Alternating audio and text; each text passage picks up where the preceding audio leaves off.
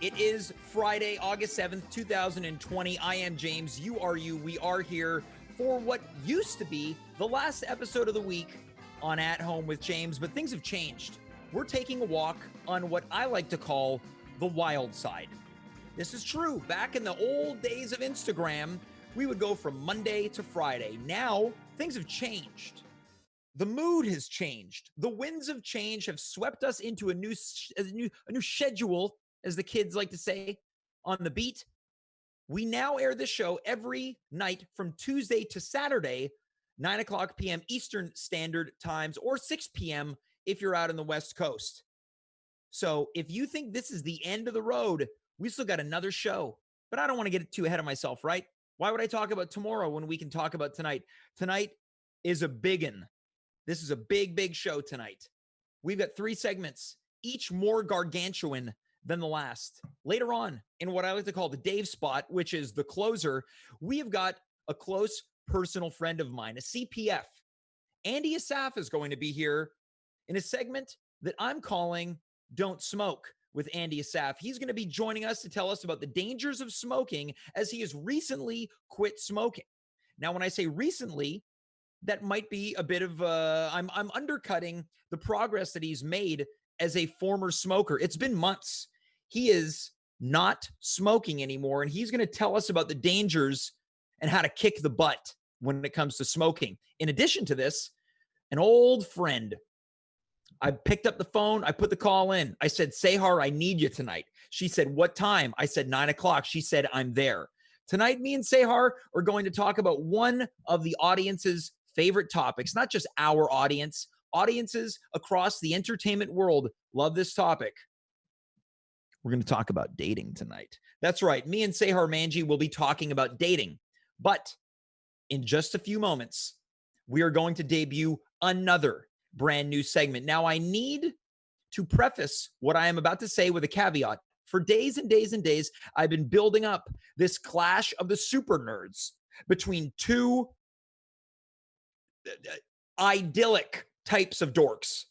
Marc Rowland, Jess Files. Unfortunately, Jess Files is on the shelf. She's on the IR. She's injured right now. Can't be here tonight. So what did I do? I thought about canceling the show. I said, we won't do a show tonight. No Friday show. I'm done with this. You know what? Cancel it. And I thought, you know what? F it. We'll do it live. And I adjusted.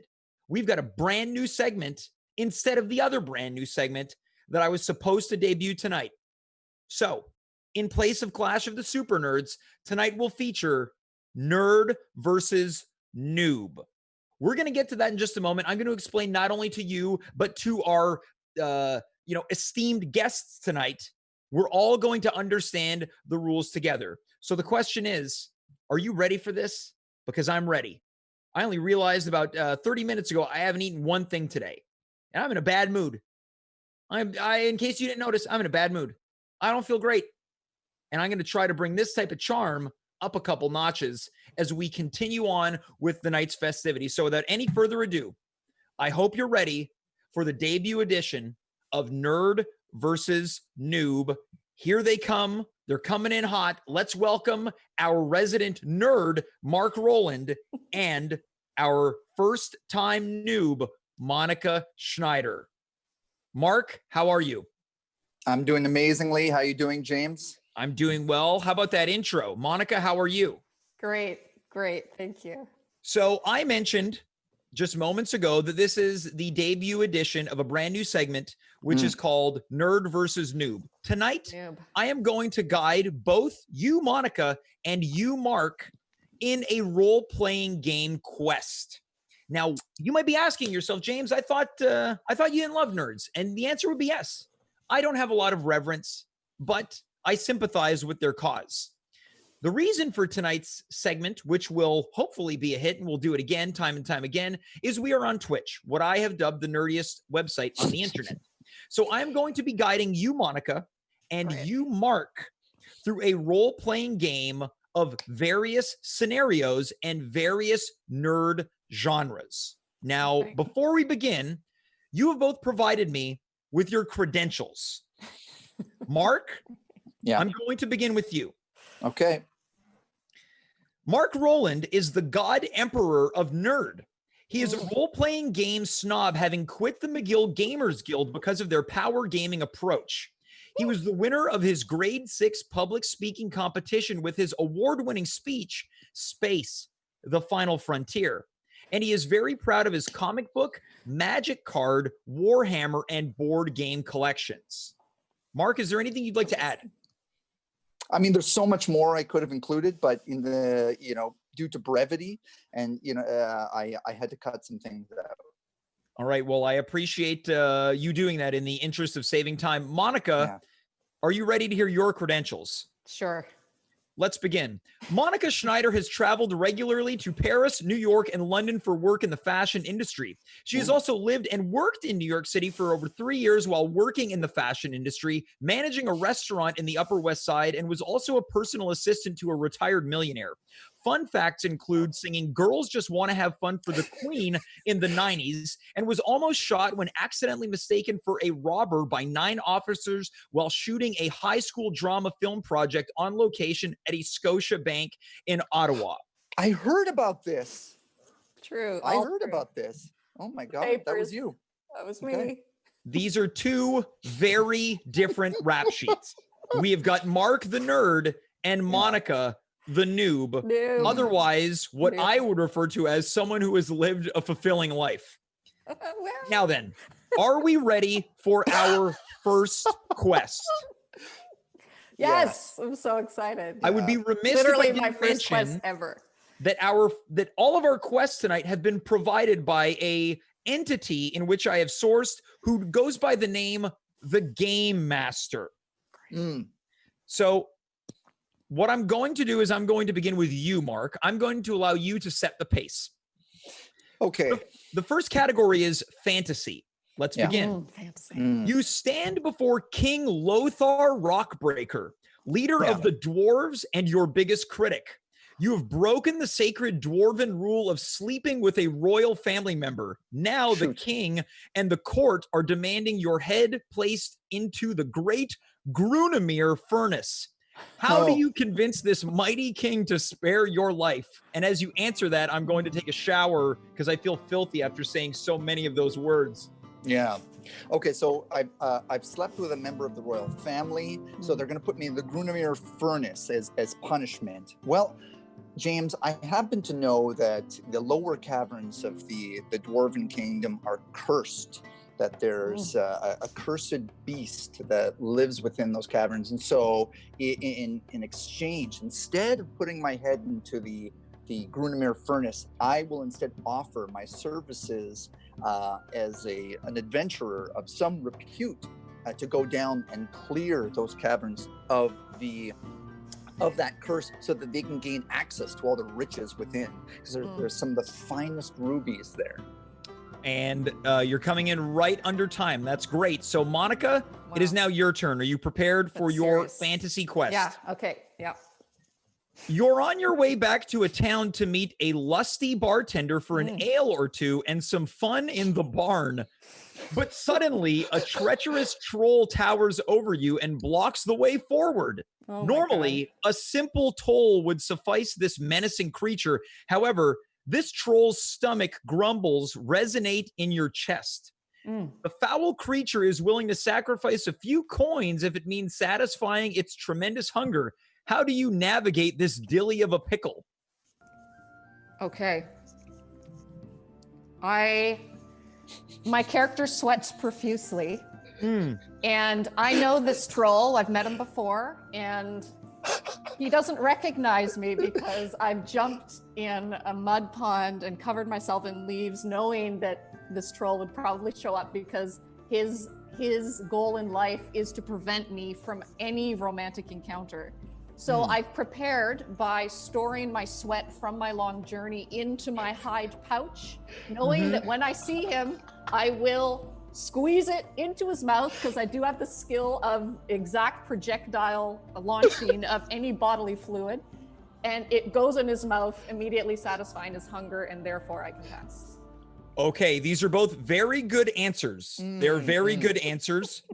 I've yet to determine who I think is in pole position, so we're going to wait to make any type of early proclamation. I have Marc- to ask Monica. So I think there was a bit of there was some nice fashion in there. You mentioned a hide pouch. Yes. How in are hide pouches this year? Well, if we're talking about in my character's story, Yeah. they're actually they've been extinct because the animal that provided the hide was hunted They're by gone. by the acrylic folk who needed their hide to keep them warm, and therefore Okay. I was lucky enough to get one on my passage. I'm so incredibly happy we were able to go into this offshoot conversation about the hide pouch. Let's continue. Monica, since Marc began the fantasy round, you are going to begin the next round, which is science fiction. Science fiction. Okay. Let's begin. Let's begin. You're locked in a hacking battle with a legendary techromancer by the name of Fingers 6. His code is strong and unlike anything you've ever seen before. His backdoor Vox plays avoid most firewall detection. You close your eyes and boot up cyber meditation. You remember making love with your enhanced genitals and suddenly your circuits overload.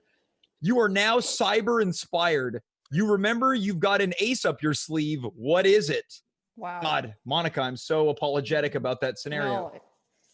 No, it was bound to happen. And the ace up my sleeve in this cyber world, I'm now inside the computer in his maze that he set for me, once again looking for romance. And the ace up my sleeve is actually a teeny tiny little bow and arrow made of plastic. Oh.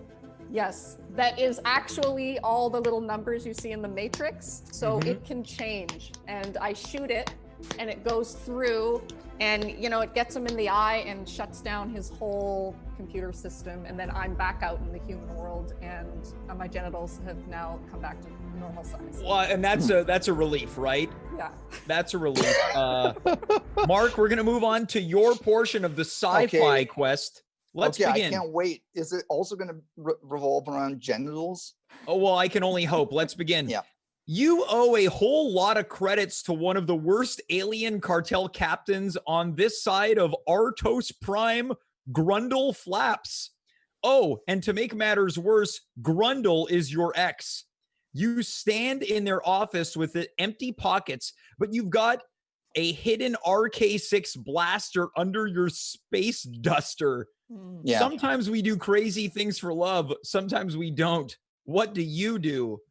Okay, so I need some clarification here. Please. I owe money to Grundle Flaps, right? On this side of RK Prime. Yeah, you owe a whole lot of credits to one of the worst Yeah. alien cartel captains on this side of Artos Prime, Grundle Not to be confused Flaps. with Optimus Prime, Yes, for those from, out there. from the Transformers world, which will Yeah, appear on yeah, the next yeah. edition of Nerd versus Noob. Yeah. Yeah. Okay. You know what? I'm not going to use this RK blaster for violence, for combat. I'm going to use this RK blaster. I'm going to set it to low setting, so like candle mode. So I just, I take it out of my duster and I set it in the center of the room, and it's just sort of like a little flickering flame in the center. And I'm going to make a charisma check to try to seduce Grundle Flaps and really kind of remind Grundle of our past that we had together, because I'm clearly like some kind of roguish ne'er-do-well. I've probably had a few lovers here and there, but I really do think that Grundle and I had something special, and maybe this is my turning point. Maybe this is where I finally settled down with someone, and Grundle Flaps is that person. Can you please tell me what a charisma check is? Because I don't think anyone who has ever had charisma has played any of these games. Oh, yeah. So basically, one of my attributes that I'm really high in this game is charisma. My character is like very proficient at charisma, so is clearly going to do well in this scenario. Well, it seems like prior to that answer, somebody in the chat indicated that a charisma check is actually in Marc's book on dating. So that's nice. Exactly. That's step one. Successfully make a charisma check. Right. We're going to move on to the next round, Mark, of course, because you went second in the sci-fi round. You are going to now go first in the Lovecraft quest. Okay. Let's begin. You are a fish, but you weren't always. Cthulhu has cursed you for your relentless sexual advances. You must find a way to impress the mighty aqua god in this current pathetic form. How will you be seen by your mighty lord? Once again, our quests are coming to us from the Game Master. Yeah. Yeah. So basically, look, in Lovecraftian style, I'm not going to impress Cthulhu. I'm nothing. I'm an insignificant grain of sand in this cosmic desert. I'm absolutely nothing. Are you cucking yourself right now? Oh man, Cthulhu cucks everyone, dude. Yeah, I'm swimming in this pool. I look at Cthulhu once, and my already enfeebled brain is blasted, and I go totally insane. However, that does allow me to slip through time, because as I lose track of reality, I end up seeing different alternate versions of myself, and I arrive at a time before all of this can happen. Unfortunately, the same thing keeps happening over and over, so I just relive this same thing over and over and over. It's inescapable, just as Cthulhu is. Well, and in addition to this, in the chat, once again, Cthulhu cucks everyone is also apparently in your book of dating. Monika, yes, are you prepared for your final quest? If so, let's begin. You are trapped in a mansion of madness. Got it. Your mind is turned against you, and you can no longer decipher friend from foe. Suddenly, the world around you shifts and distorts. You clutch your head to try to make the environment stop spinning. After a few seconds, everything stops and you find yourself in your old apartment. Your extremely attractive partner emerges from the kitchen holding a pot roast. They place it on the table and invite you over for some sexual intercourse. This reality is too good to be true. Was it all a dream, or is this another trick? How will you find out? Again, these quests are coming to us from the Game Lord. It's definitely a trick, James. I can tell. None of my past lovers ever knew how to cook. So the big giveaway there is that this guy is showing me a pot roast. I also have a very unique power of perception. So everything becomes like my eyes laser to everything in the room, and right away it's like I know everything is wrong. Because also, you know what? That light bulb in the kitchen was never working ever, and now it's working. Clue number 1. 2, as we said, he's cooking, never happens. 3, I can see a little piece of skin showing between his gloves and his sweater, and it's full of scales. So I know it's Captain Lizard. Always coming to try to feed me and poison me with whatever meal he's making. And so I also have the gift of pinching myself to bring myself back to where I once was. So with a pinch, I'm back in the mansion, no problem. Go down the stairs, through the trap door, out into the churchyard that's just about 500 meters away. And from there, I pick up my sack of tricks that I left there should I ever need. Yeah, exactly. A sack of tricks? Monika exceeded her time by 90 seconds. But you know what? I'm the host. I'll do what I want. And also, I'm not keeping track of the time. Before we declare a winner, what I want to do is refer to both you and Monika. Marc, as our resident mega nerd, how would you categorize Monika's answers to these 3 quests that the Game Master has sent her on? I think overall really great.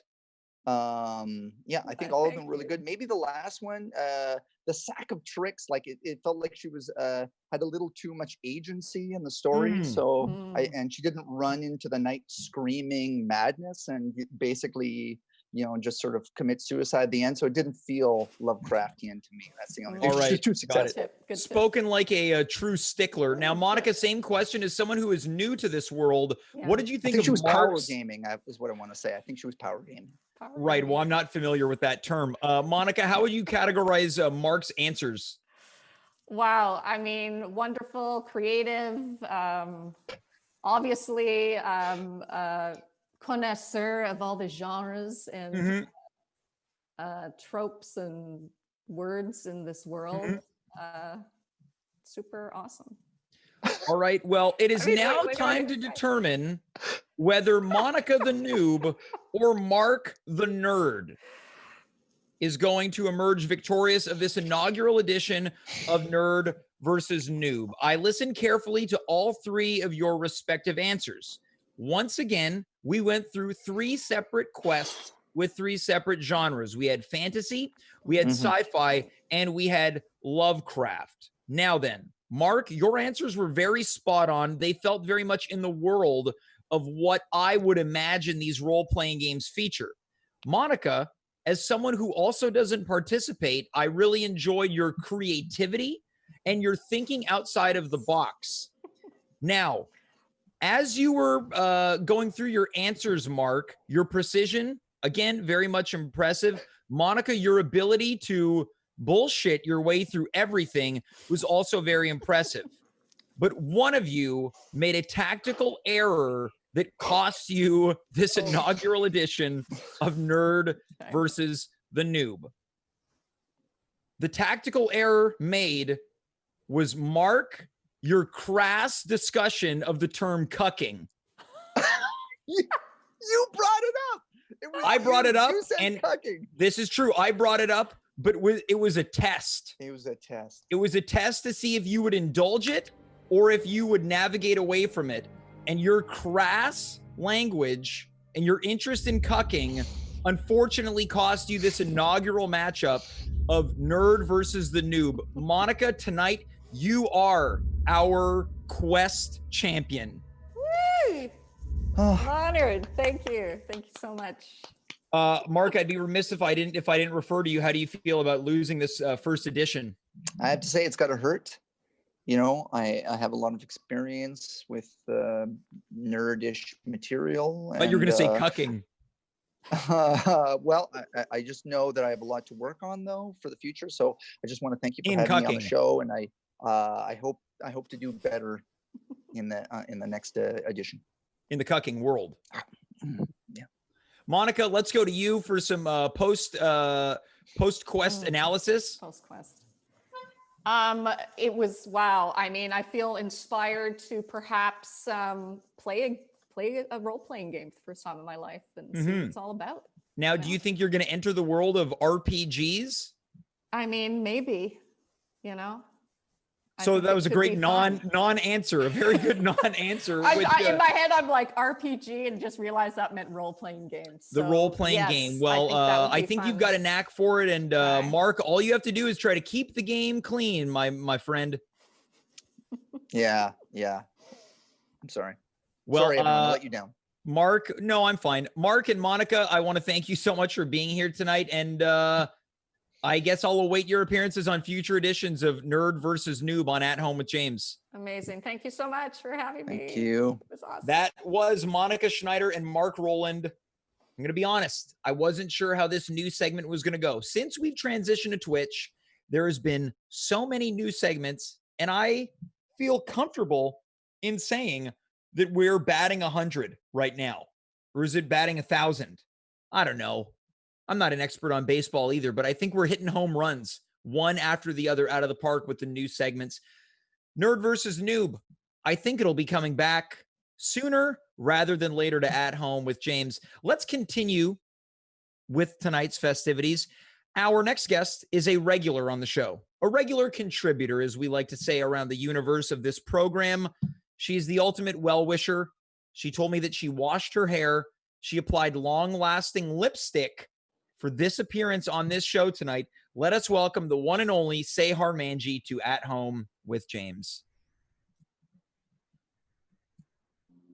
Am I Sehar, here? Hi. you're here. It's new, right? It's different than Instagram. Yeah. What do you think so far? You like it, love it, or hate it? I don't have an opinion yet. You I like don't it. ha- I like it because it's on my laptop. I like it because it feels like I'm like watching TV. Yeah, and it's like we get to enjoy each other on a different level than we did instead of staring at our phones, right? Yeah, it feels more official than Well, yeah. we've seen a boost in our viewership, and I'd like to contribute some of that to you. You've been a regular contributor to the show. We've got 18 viewers right now. Say hello to everyone out there in Twitch land, Sehar. Hello, everyone. Okay, great. That That's couldn't it, have been yeah. any less friendly. Could not have been any less friendly. Sehar, I have brought you on tonight's show to talk about the time-tested topic of dating. Now, you and I were discussing earlier today that you and I are not frequent daters of other No. people nor each other. No.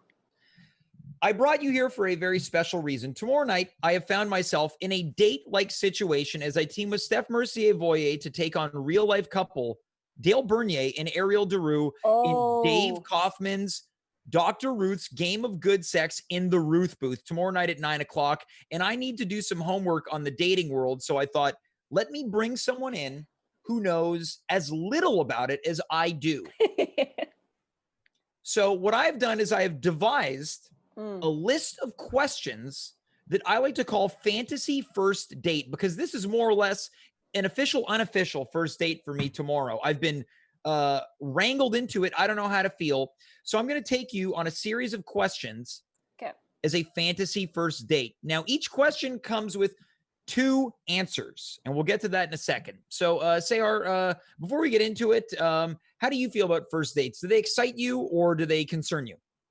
I think kind of neutral. I think the second date is the thing that gives me more of a choice. Because the first date, I think nervous, probably concerned just because it's the first date. But it's not enough to evaluate something unless you've gone on the first date. The second date, if you get to a second date, that's more indicative of like, good job. Okay, well, that's a good answer to start things off. So I've put together 9 questions. Perhaps we will veer off, but we're going to begin.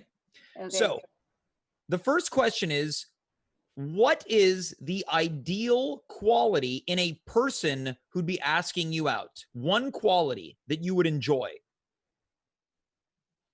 This will be an unpopular opinion, but I need them just like not try to impress me with a bunch of information and knowledge. So we want to follow the pathway of the Shania Twain song.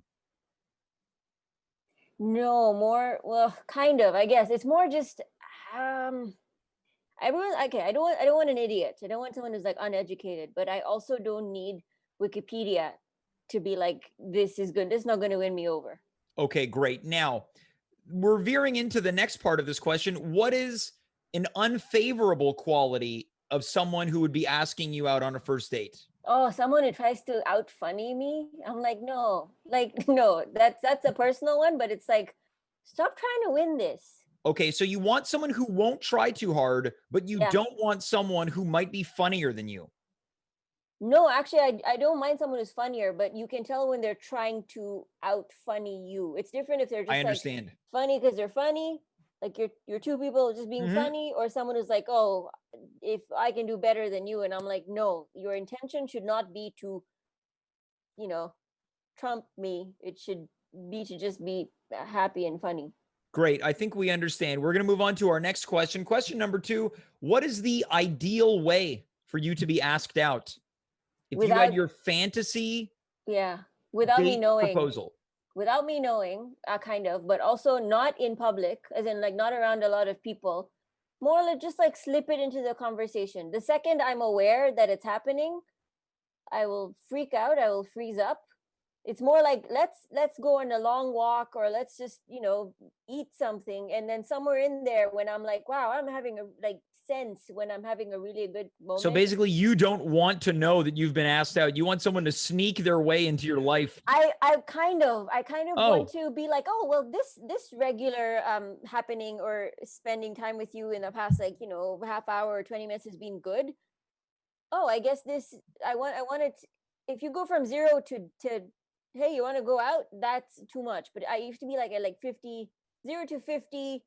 And then when you're in the ballpark of 50 to 100, that's when you kind of been like, hey, we should get more food another time. Or this is fun. Do you want to kind of have me on it without me realizing? Like a So you want a sneaky individual who you believe is in your friend zone.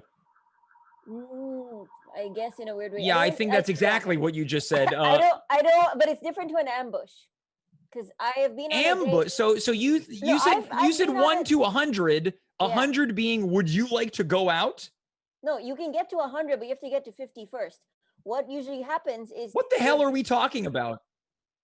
I don't know. You asked me the question. This is the most unbelievable answer I would have never imagined this. I want to not know I'm on the date, and then it just occurs to me that it could be a date. I want to not know that it's coming because it feels so normal. So you want to be on the date without having been asked out on the date? No, I want to be on a pre-date situation. So not a date.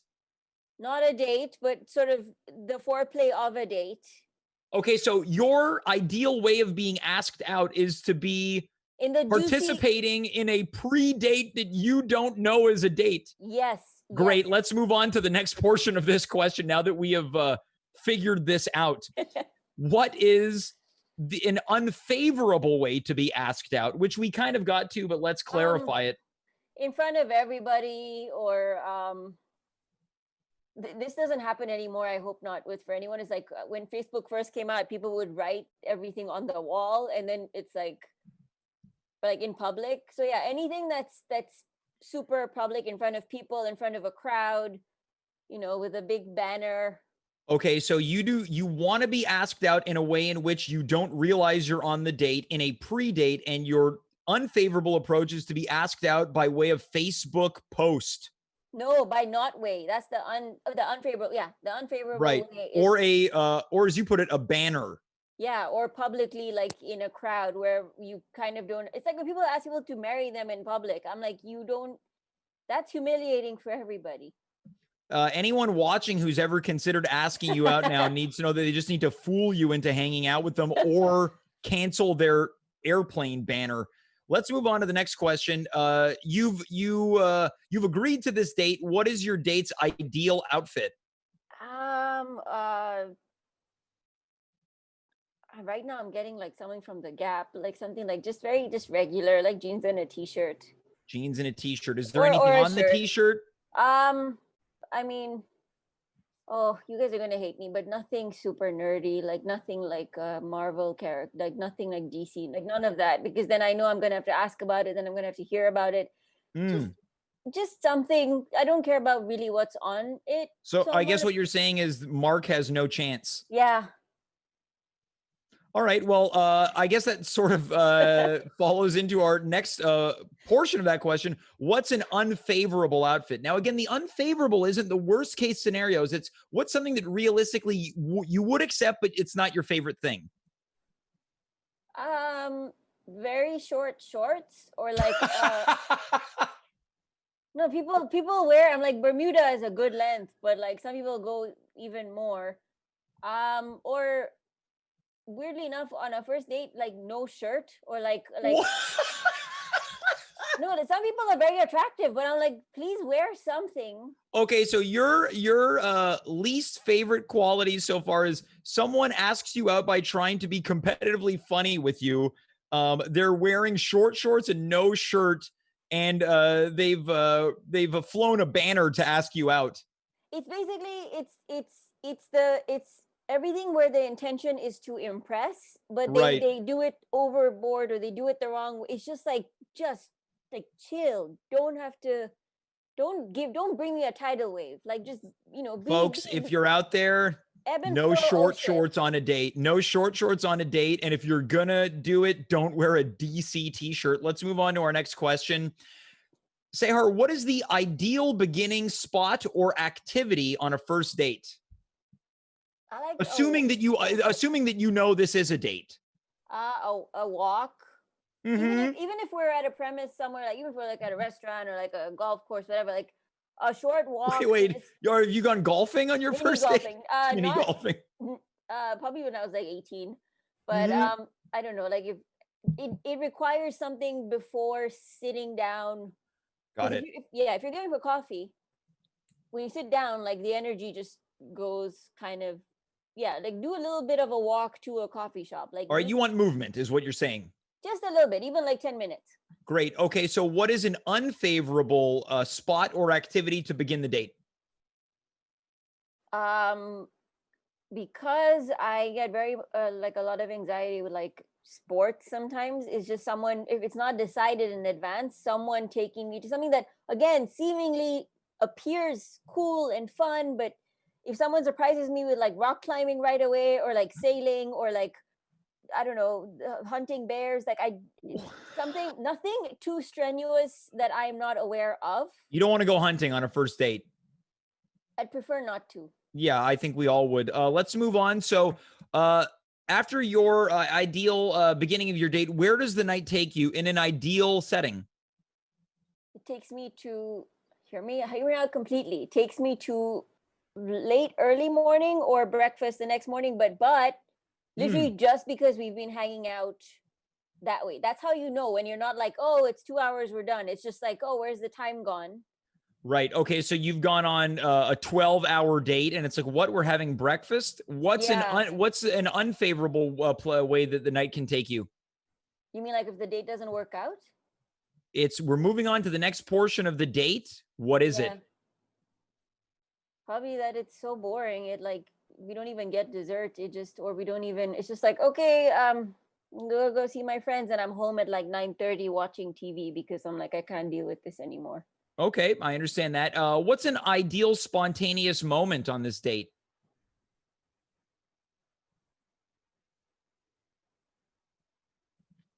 I mean, the one that came to mind first, which I was like, why am I overthinking? It's just like a kiss, if it feels right. But obviously, like, you have to both feel it.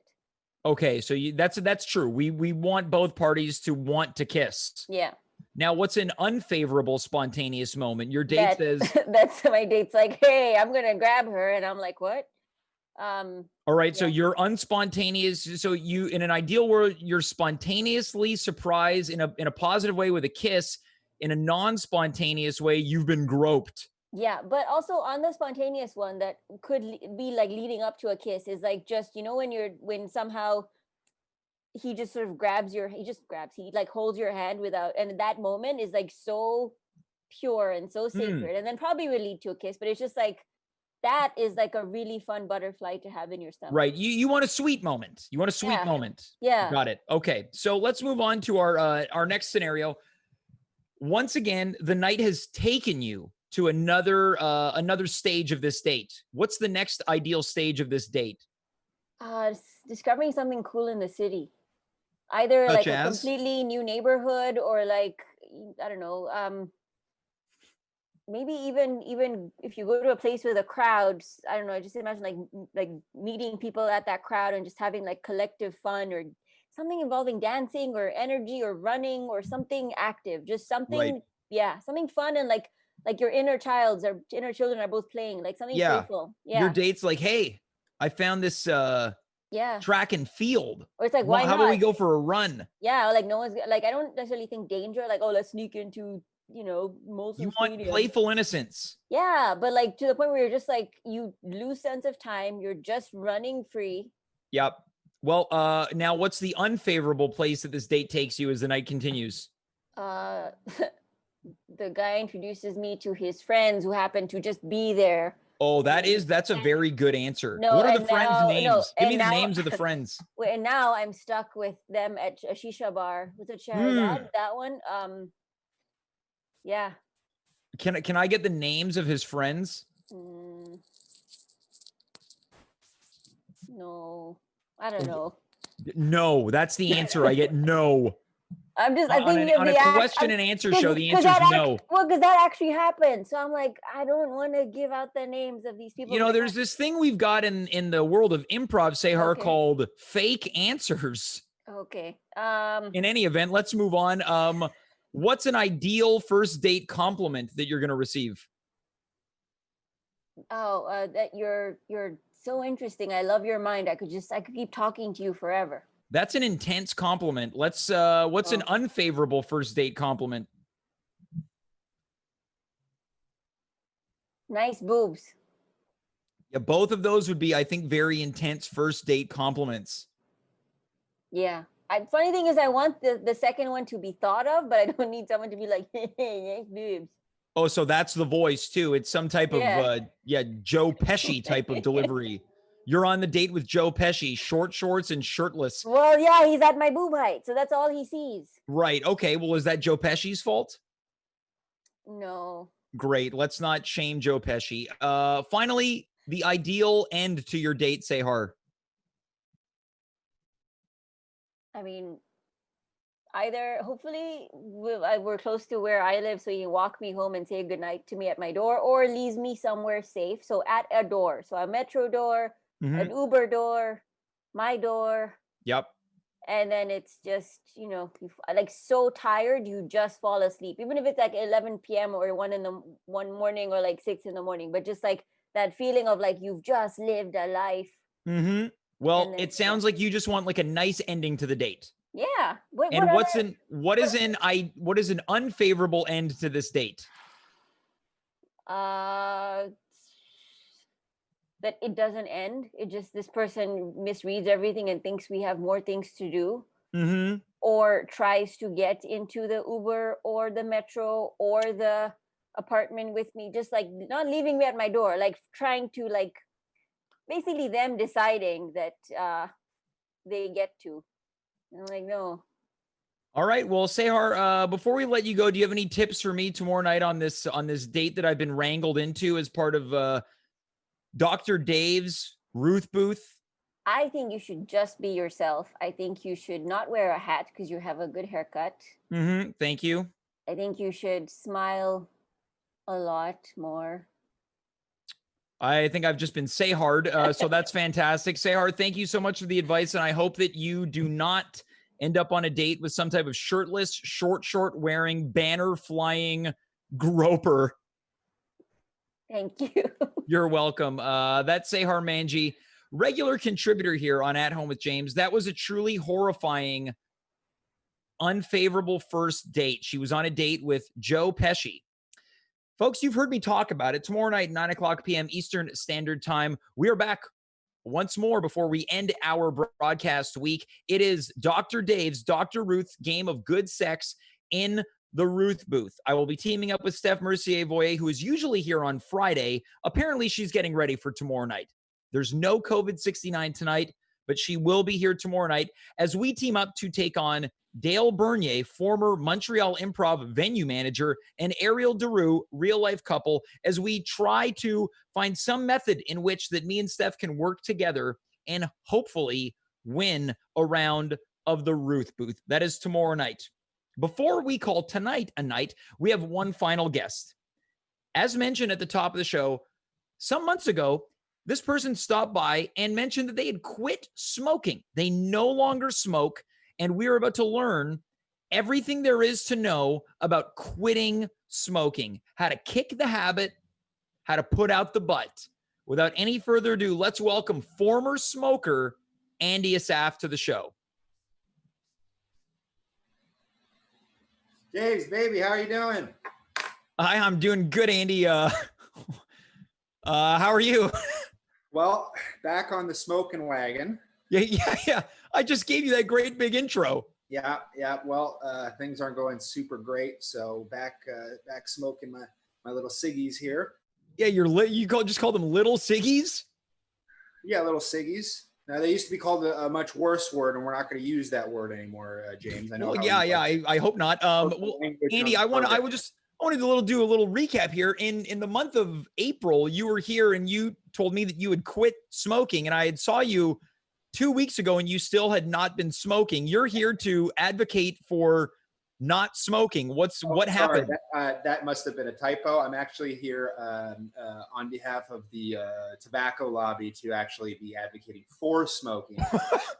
Wait, you've become a tobacco lobbyist? Yeah, they gave me these sweet glasses and they said, hey, look, we know your life's not going great right now, so we'll give you some free cigarettes if you just go on James McGee's show and try to promote smoking. Okay, yeah. So your glasses look a little dirty and foggy. Are they all smoked up in that room you're in? Used. I think they're a little used, and the smoke's not helping with them. Okay, so just to recap, you've been going through a hard time, and tobacco lobbyists offered you a pair of free glasses to promote smoking? Yes, exactly. Well, I didn't know you needed glasses. I don't. These are not prescription. These are absolutely just plastic lenses. Quite cheap, actually, but they have A.J. Morgan described in there, and like the New York Times writing. So Right. Okay. So these are cigarette sponsored glasses. Yes, exactly. All right. So you're here to be a lobbyist for cigarettes. Once again, I thought you were going to pop in and give people the dangers of smoking. So what is it that you're actually going to do? No, you see, the dangers of smoking are another conversation, James. But what I'm here really to highlight is the benefits in smoking. And if you would be so kind, I hope that by the end of this conversation, I will have convinced you, James McGee, to pick up smoking as well. Now, James, do you smoke? I do not smoke. Have you ever smoked? Never once in my life. My friend, you are missing out on a beautiful part of life, my friend. Now, you talked about the benefits of. You're here to talk about the benefits of smoking. Yes. There's numerous of them. There's numerous of them, and they've changed my life, James. Well, It may be in shambles right now, but let me tell you, the one silver lining is my tobacco. Yeah, the silver lining is your dart. Exactly. Yeah, your dart. Oh no, I dropped it. Did I almost burn down my house? Yes. Just out of curiosity, does the 5-second rule apply to cigarettes?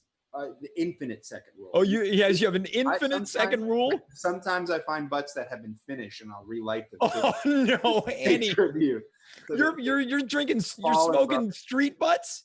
Sure. I'll smoke a street butt. I'll smoke a butt. In Toronto here, we have these little like holes in the garbage cans where people put them, and sometimes they're hanging off and they haven't finished it all the way. It might still be lit. That's when you know you're having some good luck. Yeah. That's wasteful. Frankly, that's wasteful. Yeah. Oh, fuck. All right. So let's in my apartment. I'm not supposed to be smoking here. Yeah. But, hey, James. Like I said, things aren't going great, so rules don't matter. Okay, well, let's get into it. Andy, what are some of the benefits of smoking? Okay, so I made a little list here of things I want to cover, topics I want to cover. So first and foremost, I think many people will be familiar with this concept and kind of is what kicked off smoking to begin with. And I'm talking about how cool it is to smoke. Now, if you're taking a look at me at home, Twitch Nation here, and this guy looks pretty fucking cool, you'd be right. And the main reason is because I'm smoking. Okay, so Twitch Nation is to think that this looks really cool. What do you call your followers? Do you have like a nickname for your at home your I guess I've never thought about it, but I guess the homers would be pretty good. Like the people who root for the home team, maybe the homers. How about that? Got like a Simpsons reference to in there? Yeah, I suppose so. So you're saying that it enhances your cool. It enhances your cool. I mean, watch any episode of Mad Men and come on, Don Draper, the essence of cool, and what makes him cool is the smoking and the adultery. We right. Call it. So it makes you cool. That's foremost. So you're also, if I'm understanding, advocating for adultery. Well, that's another topic to discuss, and also plays into some of the problems that are going on in my life. But I'm not here to discuss that, James. I'm here to discuss smoking. So what? Hold on. Yeah, why would you want to waste the gas in your lighter when you can just spark it with? Oh, the next one, my friend. You just are you sure that you got everything out of that other cigarette? No, I might take another crack at it. And if you want to look at here, this is another cool thing. I just have a mug here with a little bit of water in it. Yeah. There are a couple butts get in there. A nice color on it. Now I have matching mugs, and sometimes I'm drinking my coffee out of one, and I'm cigarettes in the other. You don't want to mix those up. Right. Well, so let's continue the benefits of smoking. Yeah, so we covered the cool part. This next one I think is probably the main reason I started smoking, and it calms the nerves. Now, James, you were saying you had a date tomorrow. Well, it's I don't look at it as such, but apparently it's an official date. Yeah. Well, there you go. Are you nervous at all? Well, I'm a little nervous. Yeah. So not only is it this date that I've been pushed into, but it's also I'm going to be competing in a game. So there's a couple of things that are kind of causing me some stress. Interesting. Okay, so you're on some sort of weird game show. Yes. You're also re-entering the dating market, which is always stressful. And so I have two recommendations for you. One is smile more, like Sehar said. That's a great thank you. And the other would be to smoke a cigarette, because my friend, if you light up a nice Marlboro Red, a nice Belmont right before you meet up with your beau to be, okay, not only are you going to be feeling great, you're going to be feeling leveled out, you're going to be feeling relaxed, and all your nerves are going to go away.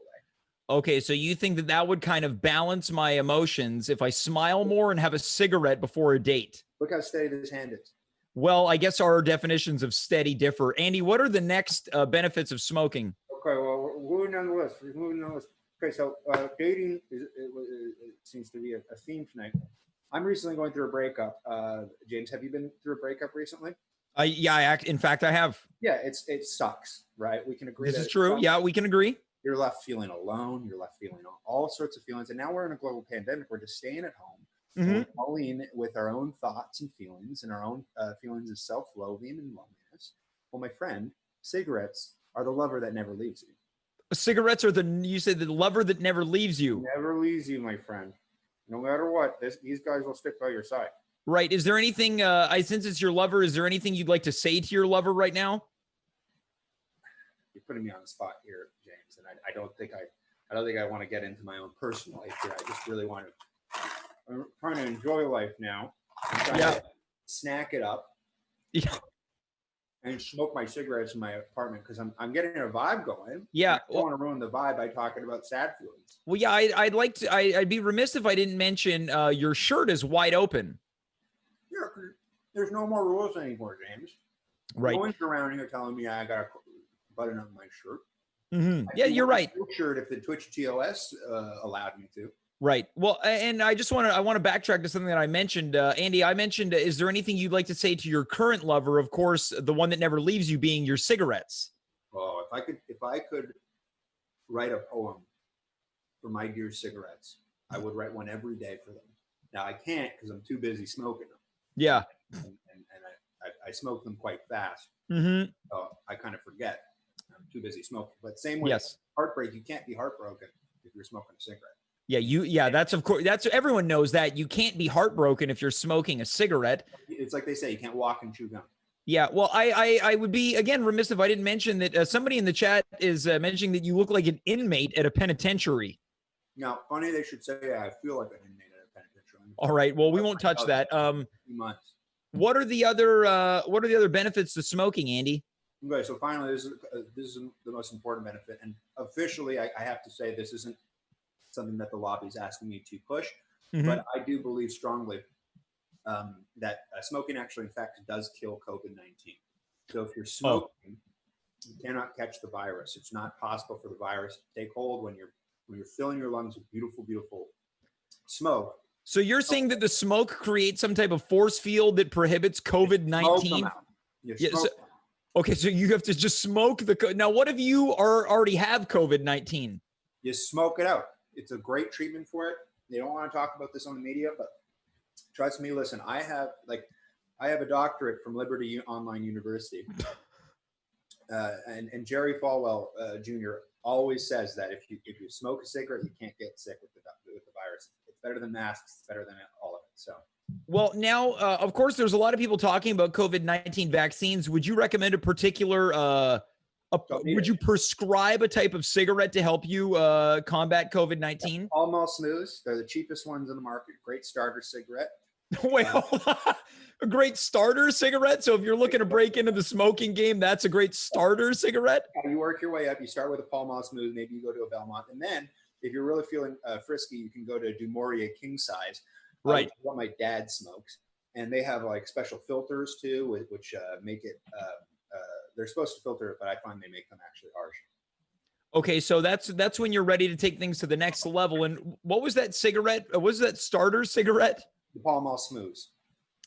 Well, Andy, look, as mentioned, I thought you were going to be here to advocate against smoking, but this is most certainly one of the most unique segments in this show's history, as you've been paid off by Big Tobacco to come and advocate for the benefits of smoking cigarettes? Look, James, I'm living my best life.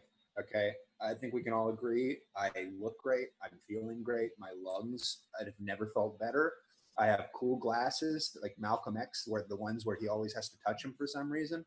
And life is going great for me. Okay. Despite what others might say, or if you talk to my ex-girlfriend, what she might say. Right. Things are going great. Okay. Maybe this lighting makes me look like I'm in some sort of CIA black site somewhere in the Pacific Ocean, but I'm not. I'm at home. Okay. I haven't left the house in a couple months. I don't plan on leaving anytime. Right. But if I did, I'd be totally secured by my smoke screen of anti-COVID smoke. Right. And that's probably a good way to keep people socially distanced, right? Just continuously smoke. No one wants to get near me. Let me tell you that. I would be, it would be a problem if I didn't mention this. Can you name some of the best spots in Toronto to find street butts? Ooh, that's a good one. Bathurst and Spadina are pretty good.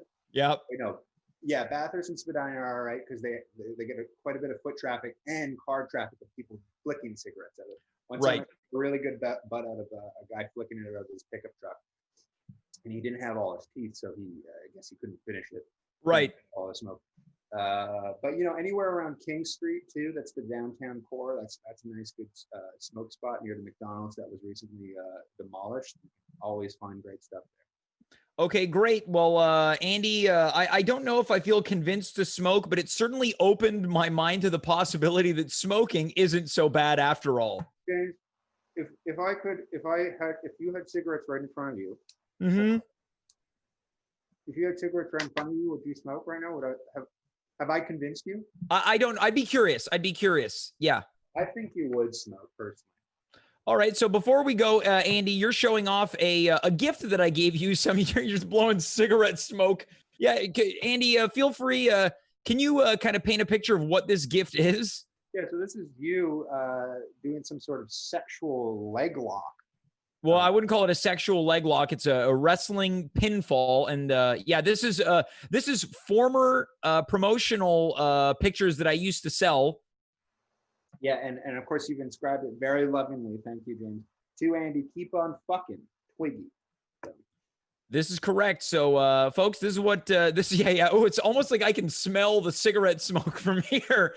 Andy, I want to thank you so much for being here. I'm happy that you have some new glasses, and perhaps we'll find out more of the benefits of smoking someday soon. Yeah. Hey, buddy, anytime you want to have me on to demonstrate the different kinds of cigarettes, I'd be happy to smoke each one of them for you live on camera. All right. So maybe we'll do kind of like a Coke, Pepsi, Cola challenge where we give you various. Like blind taste test count. Yeah, we're going to do a blind taste test on various cigarettes. Let's do it. Andy, thanks so much. I want you to be well, okay? I will be. Look at me, man. I'm living my best life. Great. That is Andy Assaf, who, if you were keeping count, smoked 3 cigarettes and lit one of them with a already lit cigarette. Folks, that's our show. We blasted through this, baby. It is 9:59 p.m. We have made our way from Marc and Monika in Nerd versus Noob all the way through Sehar Station, and we ended things which I thought was going to be an anti-smoking PSA. It turned into a pro-smoking PSA. That's our show. We did it. We have completed the Friday edition of At Home with James. I'm so very grateful that everyone tuned in. If you're enjoying what you're watching, don't hesitate to tell people. Tell your mom, dad, brother, sister, auntie, unkie, Grammy, Grampy, neighbor. Tell your worst enemy to tune in. Tuesdays through Saturdays, 9 o'clock p.m. Eastern Standard Time, twitch.tv/athomewithjames. We'll see you tomorrow night. I got to go get ready. I'm getting in the Ruth booth. I got to look my Saturday best. If anyone knows how to dress on a date, apparently I don't know how. I would have worn something like this. It doesn't seem to be the right option. So if you've got anything you want me to wear, slide into my DMs. I don't like that I said that, but I said it.